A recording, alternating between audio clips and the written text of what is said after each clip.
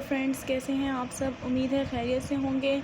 Last video में मैंने आप सबको कम्बिनेशन और परमुटेशन के डिफरेंस के बारे में बताया था।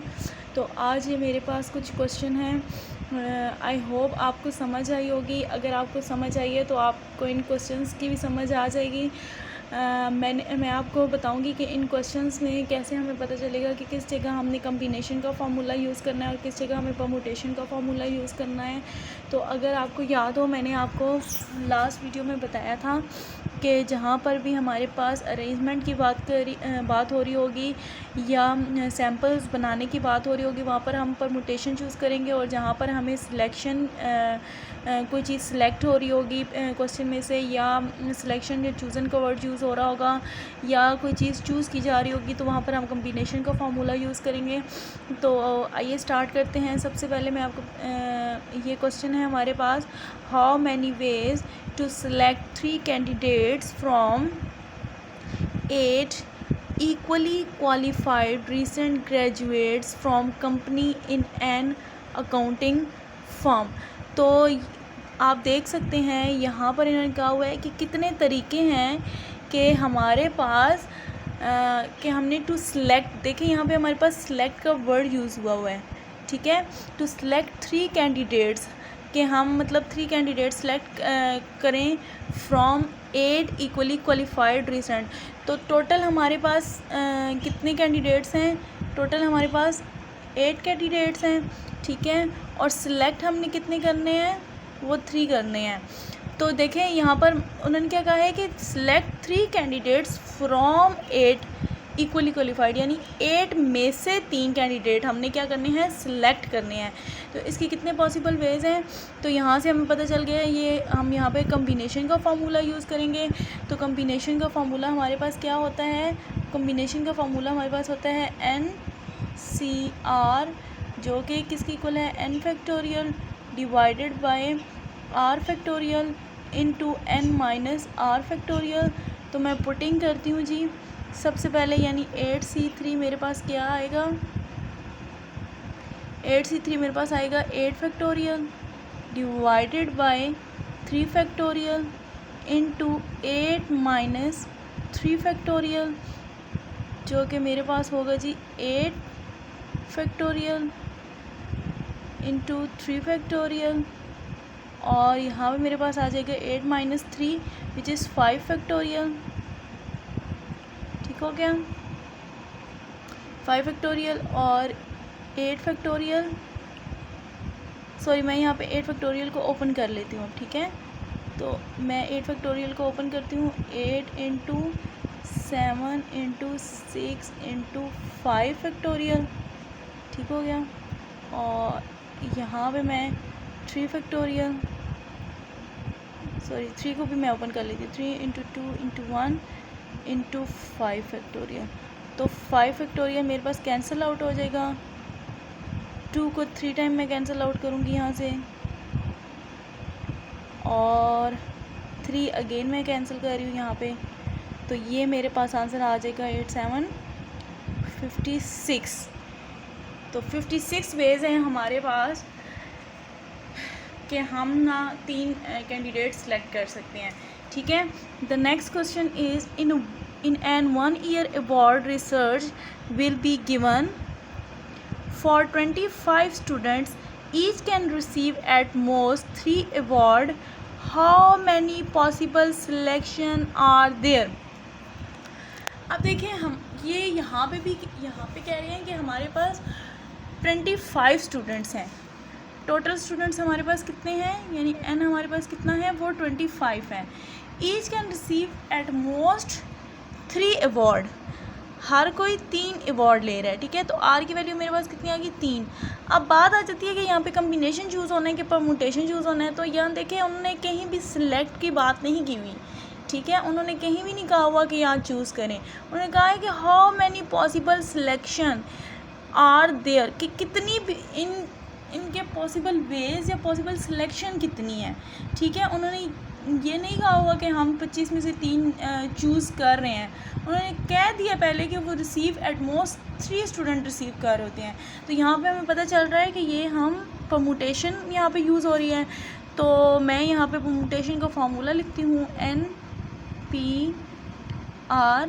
तो n मैंने आपको बता दिया हमारे पास 25 हैं, r जो है वो हमारे पास 36 है।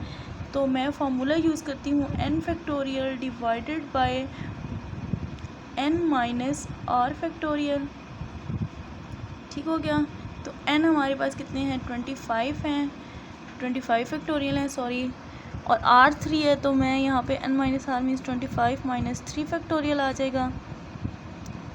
तो मैं इसको सॉल्व आउट कर लेती हूँ, 25 फैक्टोरियल डिवाइडेड बाय 22 फैक्टोरियल। तो ये क्या आएगा जी, 25 को मैं ओपन कर लेती हूँ, 25 इंटू 24 इंटू 23 इंटू 22 फैक्टोरियल। ठीक हो गया। और डिवाइडेड बाय 22 फैक्टोरियल, तो 22 फैक्टोरियल से कैंसिल आउट हो जाएगा, और यहाँ पर इसका आंसर हमारे पास आ जाएगा जी 13800 जी। Next question, a club consist of 4 members, how many sample point in the sample space when 3 officers are to be chosen. अब देखें, उन्होंने कहा हुआ है कि हमारे पास एक क्लब है जो कि 4 मेंबर्स पे कंसिस्ट कर रहा है। ठीक है, 4 मेंबर्स पे पूछते मिले how many sample point in the sample space, तो कितने सैम्पल स्पेस बनेंगे, ये कितने आउटकम्स उसके निकलेंगे when 3 officers are to be chosen. अगर हम 3 ऑफिसर्स चूज़ कर लें, ठीक है, तो उसके कितने सैम्पल पॉइंट या सैम्पल स्पेस बनेंगे। ठीक हो गया। तो जी यहाँ पर उन्होंने क्या कहा हुआ है, हाउ मैनी सैम्पल पॉइंट्स। ठीक है, सैम्पल पॉइंट्स कितने बनेंगे, तो जब सैम्पल पॉइंट्स बनाने की बात है तो यहाँ पे परमुटेशन चूज़ होगा जी। 3 ऑफिसर्स ऑलरेडी उन्होंने चूज़ कर चुके हैं। ठीक है, चूज़ की ऑलरेडी वो चूज़ कर चुके हैं। ठीक है, जब 3 ऑफिसर ने चूज़ किया है तो 4 मेंबर पर कंसिस्ट है, तो हम कितने सैम्पल पॉइंट्स बनाएंगे, तो यहाँ पे जी परमुटेशन चूज़ होगा NPR, n यानी टोटल n हमारे पास 4 मेंबर्स हैं, ये n है, और 3 ऑफिसर्स हैं हमारे पास। ठीक है, तो ये r है हमारे पास, ऑर्डर है इसका, NPR मीन 4P3, तो ये मेरे पास क्या आ जाएगा 4 फैक्टोरियल डिवाइडेड बाय, इसका फार्मूला क्या होता है जी, 4n माइनस r होता है, 4 माइनस सॉरी r लिखती है 3 फैक्टोरियल। ठीक है, फैक्टोरियल, तो मैं ओपन कर लेती हूँ, 4 factorial divide by 4 minus 3 factorial, 1 factorial which is also 1, और 4 को मैं ओपन कर लेती हूँ, 4 इंटू 3 इंटू 2, तो 4 3 12 12 2 24 इसका आंसर है जी। ठीक हो गया। The next one, a 3-person committee is to be formed from a list of 4 person.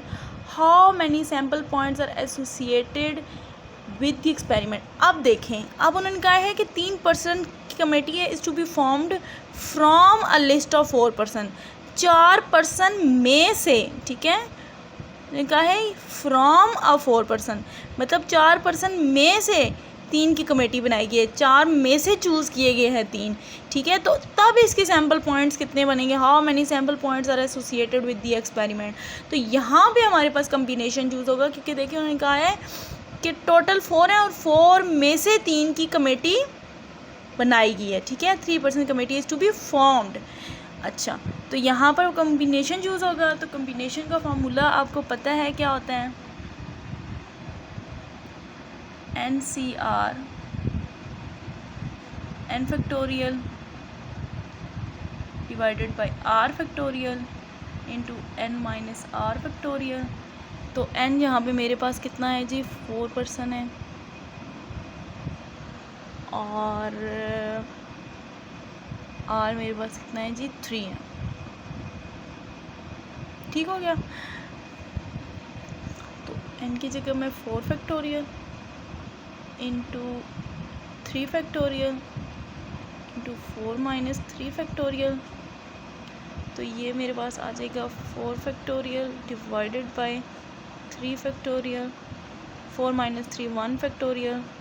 तो मैं इसको ओपन कर लेती हूँ, 4 into 3 factorial divided by 3 factorial, तो 3 3 कैंसिल, और यहाँ पे मेरा इसका आंसर आ रहा है जी 4।